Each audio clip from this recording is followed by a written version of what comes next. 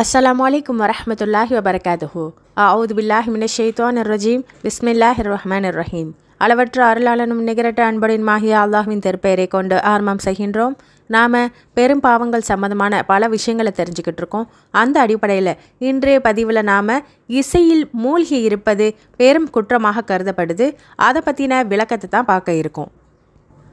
இந்த இசை அப்படிங்கிறது மார்க்க அடிப்படையில் குற்றமா, நாம் பாடல் பாடுவதோ இசையை கேட்குறதோ தப்பா அப்படிங்கிற விளக்கத்துக்கு நபி ஸல்லல்லாஹு அலைஹி வஸல்லம் நமக்கு தெளிவான ஒரு முடிவை எடுத்து சொல்கிறாங்க. இது பற்றிய ஹதீஸ் புகாரியில் 5590வது செய்தியாக இருக்குது. என் சமுதாயத்தில் சில கூட்டத்தார் தோன்றுவாங்க. அவர்கள் விபச்சாரம், பட்டு, மது, இசை கருவிகள் ஆகியவற்றை அனுமதிக்கப்பட்டதாக கருதுவாங்க. இன்னும் சில கூட்டத்தினர் மலை உச்சியில் தங்கியிருப்பாங்க. அவர்களின் ஆடுகளின் மேய்ச்சலுக்காக சில ஆட்டு இடையன்களையும் அவங்க வச்சுருப்பாங்க. அந்த வேலை செய்யும் ஆட்கள் காலையிலையும் மாலையிலையும் அந்த ஆடுகளை ஓட்டிட்டு வரும்போது இன்னைக்கு போயிட்டு நாளைக்கு வா அப்படின்னு சொல்லுவாங்க.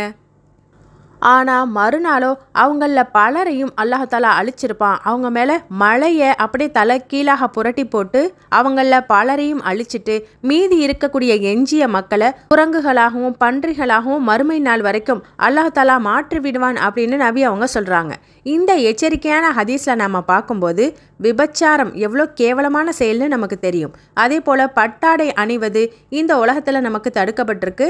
அதே போல் மது அருந்துவதும் நமக்கு தடை செய்யப்பட்ட பாவமான காரியமாக இருக்குது. மது குடிச்சாக்கா நமக்கு தொழுகை ஏற்றுக்கொள்ளப்படாது, நாம் கடுமையான தண்டனைக்கு உள்ளாகப்படுவோம் அப்படின்னு இஸ்லாமிய சட்டமாக இருக்குது. இந்த வரிசையில் இசைக்கருவியையும் நபி அவங்க சேர்த்து சொல்கிறாங்க. அப்போது இசைக்கருவியை வாசிக்கிறதோ இசை கருவியின் மூலம் வரக்கூடிய அந்த சவுண்டோடு சேர்த்து பாட்டு பாடுவதோ இஸ்லாத்தில் ஹராம் அப்படிங்கிறத நம்ம விளங்கிக்க முடியுது. இந்த இசையில் மூழ்கி கிடைக்கிறவங்களுக்கு கிடைக்க இருக்கிற தண்டனையை பற்றி கூட பார்க்கும்போது அல்லாஹுடைய வேதனை நேரடியாக அவங்க மேலே இறங்குது. இன்னும் அவங்க குரங்குகளாகவும் பன்றிகளாகவும், அதாவது சபிக்கப்பட்டவர்களாக மாற்றப்படுவாங்க. மறுமை நாள் வரைக்கும் அவங்களுக்கு இப்படி ஒரு மோசமான தண்டனை வழங்கப்படும். இந்த உலகத்திலும் இழிவு, மறுமையிலும் இழிவு அப்படிங்கிற அந்த விஷயத்தை தான் நபி அவங்க இங்கே தெளிவுபடுத்துகிறாங்க. அதே மாதிரி இன்னொரு சம்பவத்தில் உமர் ரலியல்லாஹு அன்ஹு தன்னுடைய வாகனத்தில் ஏறி பிரயாணம் செஞ்சு போய்கிட்டு இருக்கும்போது ஒரு சிறுவன் அவனுடைய குழலோசையின் மூலம் இசையை வாசிச்சுக்கிட்டு இருக்க அந்த சவுண்டு அவங்களுடைய காதில் விழவே அது தன்னுடைய காதுக்குள்ளே போகாத வகையில் விரலை வச்சு காதை மூடிக்கிட்டு அந்த திசையில் போகாமல் வேறு ஒரு திசையில் மாற்றி போகிறாங்க. கொஞ்சம் தூரம் போனதுக்கு பிறகு அந்த சவுண்டு அவங்க காதில் அடையலை அப்படின்னு தெரிஞ்ச உடனே நபி ஸல்லல்லாஹு அலைஹி வஸல்லம் இசைக்கருவிகளுடைய சத்தம் கேட்டால் இப்படித்தான் செய்வாங்க, அவங்களுடைய காதை மூடிக்குவாங்க அப்படிங்கிற செய்தியை உமர் ரலியல்லாஹு அன்ஹு நமக்கு தெளிவுபடுத்துகிறாங்க. அப்போது இசையிலேயே மூழ்கி கிடக்கிறது இஸ்லாத்தின் பார்வையில் ரொம்ப தவறான செயல் அப்படிங்கிறத நம்ம விளங்கிக்க முடியுது. இதை பற்றி இறைவனும் தன்னுடைய திருமறையில் 31வது அத்தியாயம் 6வது வசனத்தில் சொல்லும்போது, மனிதர்களில் பலர் இருக்கின்றனர், அவர்கள் வீணான விஷயங்களை விலைக்கு வாங்கி அதன் மூலம் மக்களுக்கு அதனை ஓதி காமிப்பாங்க. அல்லாஹுடைய வழியை விட்டும் ஞானமின்றி மக்களை வழி கெடுத்து அதனை பரிகாசமாகவும் எடுத்துக்குவாங்க.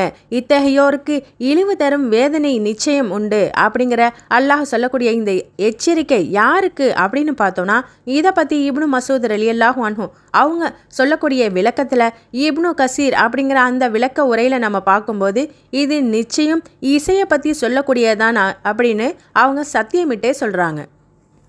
அப்போது பெரும்பான்மையான மக்கள் வீணான விஷயங்களை காசுக்கு விலை கொடுத்து வாங்கி அந்த இசையிலையும் அதை பாடுவதிலையும் மக்களை மூழ்கடிக்க செஞ்சு மக்களை வழி கெடுப்பாங்க. இப்படிப்பட்டவங்களுக்கு வேதனை உண்டு அப்படின்னு தான் இறைவன் சொல்கிறான் அப்படிங்கிறத நம்ம தெரிய முடியுது. இன்றைக்கி நாம் எல்லா விஷயத்துக்குமே பாட்டை தான் யூஸ் பண்ணுறோம். சந்தோஷமாக இருந்தாலும் சோகமாக இருந்தாலும் காதல் தோல்வினாலும் எதுவாக இருந்தாலும் அதுக்கு ஒரு பாட்டையும் ஒரு மியூசிக்கையும் போட்டு அதிலேயே நாம் மூழ்கி கிடக்கிற அதிலேயே மூழ்கி போகிற அளவுக்கு இசையிலேயே ஊறி திளைக்கக்கூடிய மக்களை இன்றைக்கி பார்க்குறோம். இன்னும் நபி அவங்க இசைக்காக பயன்படுத்துகிற அந்த இன்ஸ்ட்ருமெண்ட்ஸை ஷைத்தானுடைய இசைக்கருவிகள் அப்படின்னே சொல்கிறாங்க. ஷைத்தான் இந்த மியூசிக்கின் மூலம்தான் மனிதர்களுடைய மூளைக்கு சென்று அதில் ஏதோ ஒரு மயக்கத்தினோ அதிலேயே மூழ்கி போய் அந்த பாடல்களை ஒரு தடவை கேட்டாலே அதை நம்முடைய நாவுகள் முணுமுணுக்கிற வகையிலையும் எப்போ பார்த்தாலும் அந்த பாட்டினுடைய ராகம் நம்முடைய மைண்டில் ஓடிக்கிட்டு இருக்க மாதிரியும் ஒரு வசீகரத்தை ஏற்படுத்தி அந்த இசையை நமக்கு பிடிக்க வைக்கிறான். அது மட்டும் இல்லாமல் அந்த இசையோடு சேர்த்து இனிமையான குரலில் அழகான ராகத்தில் சேர்ந்து பாடும்போது அது இன்னமும் நம்முடைய உள்ளத்தை வருடக்கூடிய அளவுக்கு இருக்குது. அதில் வரக்கூடிய வாசகங்களும் ஆபாசமான அசிங்கமான கேவலமான வார்த்தைகளை பயன்படுத்தி இசையோடு சேர்த்து அந்த தீய விஷயங்களும் நம்மளுடைய உள்ளத்தில் பதிய வைக்கப்படுது.